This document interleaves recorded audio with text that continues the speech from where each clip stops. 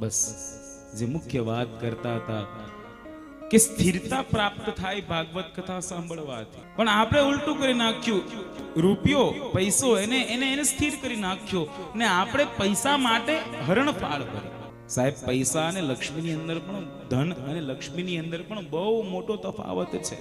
જે ધન વડે, જે મિલકત વડે, જે પદાર્થ વડે એમ કહેવાય આવી કથા થાય, જેની ઘરે આવી કથા થાય, જેના આંગણામાં આવી કથા થાય, સમજવાનું કે તમારી ઘરે ધન નથી આવ્યું, તમારી ઘરે લક્ષ્મી આવી છે. સાહેબ, શું આવ્યું છે? લક્ષ્મી. યાશ્રી સ્વયં સુકૃતિ.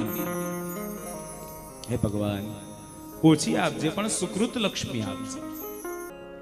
ઘણા બધા ઘરની અંદર બંડલોના બંડલો પડ્યા હોય અને એમ કહેવાય એ બંડલો બાળી બાળી એના પર ખીચડી બનાવીને ખાઈએ તો પણ એ ધનના બંડલો ન ખૂટે. એવું છે આપણી બધા પાસે. પણ સાહેબ, એક વાત કહેતા આનંદ થાય. આ કદાચ આ કથા કરવા માટે આવ્યો, આ ઘર નાના નાના હશે પણ અહીંયા રહેતા પ્રત્યેક વ્યક્તિના હૃદય વિશાળ છે. મોટા મોટા બંગલા કરતા વિશાળ છે.